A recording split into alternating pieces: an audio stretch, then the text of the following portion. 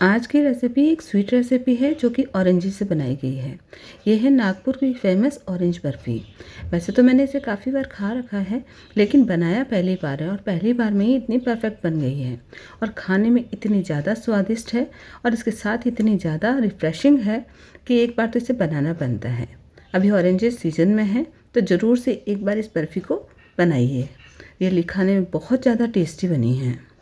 शुरू करते हैं इस रेसिपी को बनाना। Just red spices with Deepti इस रेसिपी से आप सभी का वेलकम करती है। तो इसे बनाने के लिए सभी मेजरमेंट मैंने डिस्क्रिप्शन बॉक्स में लिखे हैं। वैसे इसके लिए हमें बहुत ज़्यादा सामान नहीं चाहिए, गिने चुने 2-3 सामान से ही घर में रखे सामान से बन जाती है। बस मार्केट से हमें लाना है तो ऑरेंजेस, बाकी दूध और चीनी वगैरह ये तो हमारे घर पे एनी टाइम होती ही है। तो इसके लिए मैंने 1 गिलास भर के मलाई वाला दूध लिया है। तो इससे क्या होगा कि हमें अलग से घी डालने की ज़रूरत बिल्कुल नहीं पड़ेगी। अगर आप मलाई वाला नहीं ले रहे हैं तो आपको बाद में घी ऐड करना पड़ेगा 1 से 2 चम्मच के बीच। तो मैंने यहाँ पर दूध को रिड्यूस होने के लिए रख दिया है। अब हम ऑरेंज को छील लेते हैं। तो इसे अच्छे से छीलना ज़रूरी है। इसके जो भी बाहर का रेशा वगैरह है उसे हटाना है। इसका हमें पल्प भी चाहिए और जो बीज है वो बहुत अच्छे से हटाने हैं, क्योंकि अगर एक बीज भी अंदर रह गया तो हमारी बर्फ़ी को कड़वा कर देगा। और जो ये सेंटर में वाइट पार्ट है इसे भी हमें रिमूव करना है। तो आसानी से हो जाता है, लेकिन इसे रिमूव करना अच्छे से ज़रूरी है ताकि ये रेशे जो मोटे मोटे से हैं ये खाते समय मुंह में ना आए। तो इस ढंग से हमें सिर्फ इसका पल्प ही चाहिए, तो हम इसका पल्प निकाल के अलग रख लेंगे।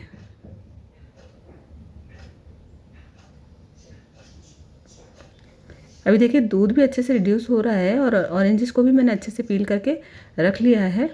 तो अब इसे हम दूसरी तरफ शिफ्ट करते हैं और दूसरी कढ़ाई लेते हैं। तो हमें ऑरेंज क्रश तैयार करना है। तो इसके लिए हम ऑरेंजेस को जो भी हमने साफ़ करके रखे हैं वो एक कढ़ाई में डाल देंगे और इन्हें मैंने पोटैटो मैशर की हेल्प से इसे मैश किया है। तो आप किसी भी चीज़ से दबा के इन्हें अच्छे से इनका पल्प बाहर निकालना है। तो किसी से भी आप चीज़ से प्रेस करेंगे ना तो इस ढंग से ये जूस भी रिलीज़ होगा और साथ में इसका पल्प भी। हमें इसे पीसना बिल्कुल भी नहीं है, क्योंकि पीसेंगे तो वो बिल्कुल अलग इसका टेक्सचर हो जाएगा। अब इसमें फूड कलर डाला है, ये आप ज़रूर से डालिएगा क्योंकि इससे कोई नुकसान नहीं है। लेकिन हाँ, अगर हमने नहीं डाला तो इसका कलर इतना ज़्यादा लाइट आएगा कि वो प्रेजेंटेबल नहीं लगेगा, इसीलिए मैंने ऐड किया है। और कितना डालना है ये भी आप अपने अकॉर्डिंग देखिएगा, क्योंकि कभी कभी ऑरेंजेस का कलर डार्क रहता है और हमें कम इसके कलर की ज़रूरत पड़ती है, और कभी बिल्कुल कम कलर रहता है तो हमें ज़्यादा कलर डालना पड़ता है। तो मैंने इसमें ऑरेंज फूड कलर डाल दिया है और इसे अच्छे से मिक्स कर लेंगे और थोड़ी देर तक इसे चलाते रहेंगे। अब इस ढंग से झाग से आने लगे हैं तो इसका मतलब ऑरेंजेस रिड्यूस होना शुरू हो गया है। तो अब इसमें हम चीनी डालेंगे और ये चीनी की क्वांटिटी भी आप लोगों के टेस्ट पे ही डिपेंड करेगी। मैंने यहाँ 1/4 कप डाली है क्योंकि ये बहुत ज़्यादा खट्टे नहीं हैं। अगर खट्टे होंगे तो हमें चीनी ज़्यादा डालनी पड़ सकती है। अब इसे बराबर चलाते हुए हमें रिड्यूस करना है, जब तक ये थोड़ा थिक नहीं हो जाता। अभी बिल्कुल चीनी डालने के बाद में एक बार और ज़्यादा पतला होगा। जब तक ये थिक हो रहा है तब तक हम इसका जैस निकाल लेते हैं। तो ऑरेंज के छिलकों का जो ऑरेंज पार्ट होता है हमें सिर्फ वही चाहिए। तो मैंने ग्रेटर की हेल्प से ये बिल्कुल अच्छे से इसको क्रश निकाल लिया है। सिर्फ हमें ऑरेंज पार्ट ही लेना है। अगर वाइट पार्ट हमने डाला तो उससे कड़वापन आएगा, लेकिन ऑरेंज डालेंगे तो बिल्कुल भी कड़वा नहीं होता है। और इसको हम बहुत सारी रेसिपीज़ में यूज़ कर सकते हैं। आप रायता वगैरह में डालेंगे तब भी इससे बहुत अच्छा फ्लेवर आता है। और जिस किसी डिश में आपको इसके फ्लेवर की ज़रूरत हो ऑरेंज की, तो वो आप ये जैसे यूज़ कर सकते हैं। केक वगैरह में तो उसमें भी बहुत अच्छा लगता है।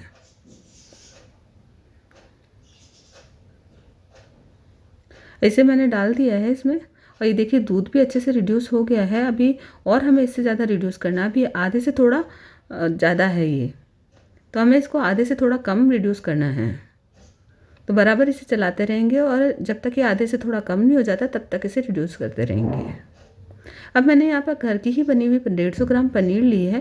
तो आप यहाँ मावा या मिल्क पाउडर भी ले सकते हैं। मैंने यहाँ पनीर लिया है। तो पनीर से अच्छा दानेदार बनता है, तो इसलिए मैंने पनीर लिया है। अब इसे भी मैंने डाल दिया है दूध में और बराबर चलाते रहेंगे। थोड़ी देर इन दोनों को अच्छे से पका लेंगे।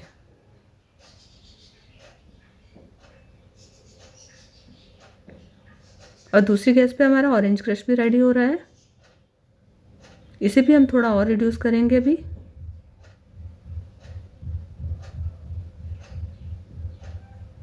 अभी जो इसका कलर दिख रहा है आपको डार्क दिख रहा है, जैसे ये दूध में मिक्स होगा ना तो और ज़्यादा लाइट कलर हो जाएगा, तो वो हमारा ऑरेंजेस का परफेक्ट कलर आ जाएगा।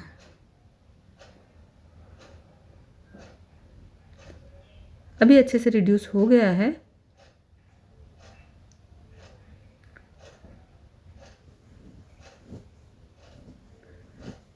अब हमें इन दोनों को मिलाना है। तो मैंने इस जो कढ़ाई है इसी में ही मैंने ये पल्प मिला लिया ऑरेंज का।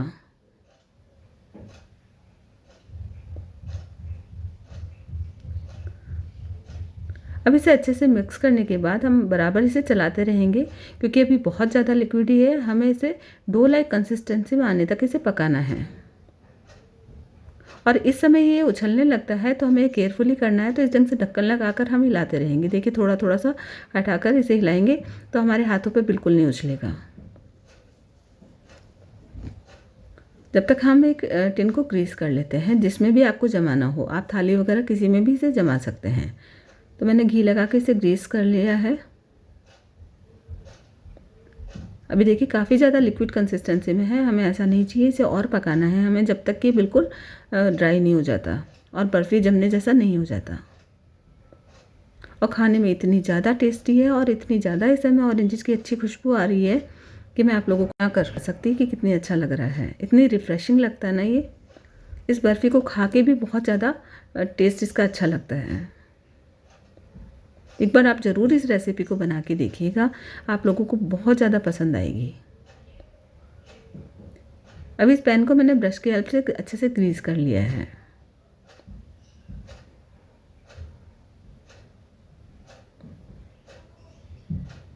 इसे बनाने में 20 से 25 मिनट लगेंगे अगर आप दोनों गैस पे अगर बना रहे हैं तो।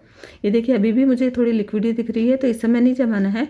और जब बिल्कुल ये डो लाइक कंसिस्टेंट देखिए इस ढंग से हो जाए तभी हमें इसको निकालना है। तो अभी पूरा अच्छे से इसका पानी रिड्यूस हो गया है। अब हम इसे टिन में निकाल लेंगे जिसमें भी हम जमाना चाहते हैं।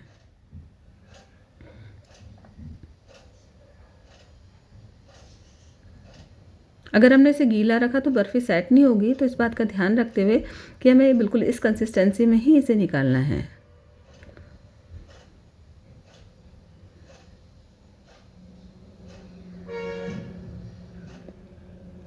अब आप जितनी मोटी बर्फ़ी चाहते हैं उतना इसे फैला सकते हैं। अब जैसे मुझे लगा कि अगर मैं पूरे टिन पे फैलाऊंगी तो ये बहुत ज़्यादा पतली हो जाएगी, उतनी पतली मुझे नहीं चाहिए, तो मैंने इसे थोड़ा सा खाली रखा है और इसे अच्छे से सेट कर लिया है। जितनी भी थिकनेस आपको बर्फ़ी की चाहिए उतना मोटा आप रख सकते हैं।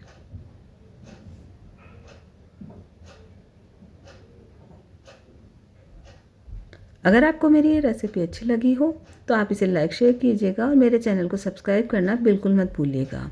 और ऐसी ही शानदार से रेसिपीज़ देखने के लिए मेरे channel just add spices with Tripti को ज़रूर से विजिट कीजिएगा। वहाँ पर आपको बहुत सारी डिफरेंट टाइप की रेसिपीज़ देखने को मिलेगी।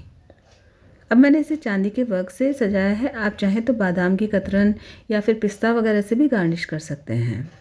तो बिल्कुल मार्केट स्टाइल ये बन के तैयार हो गई है बर्फ़ी। इसे मनचाहे पीसेज में आप कट कीजिए और आप भी खाइए और अपने सभी घर वाले परिवार वालों सबको खिलाइए। खाने में बहुत ज़्यादा टेस्टी है। तो एक बार ज़रूर इस सीज़न को जाने से पहले इस बर्फ़ी को बना के देखिएगा। घर के बिल्कुल बेसिक सामान से बनी है और खाने में बहुत ज़्यादा टेस्टी है।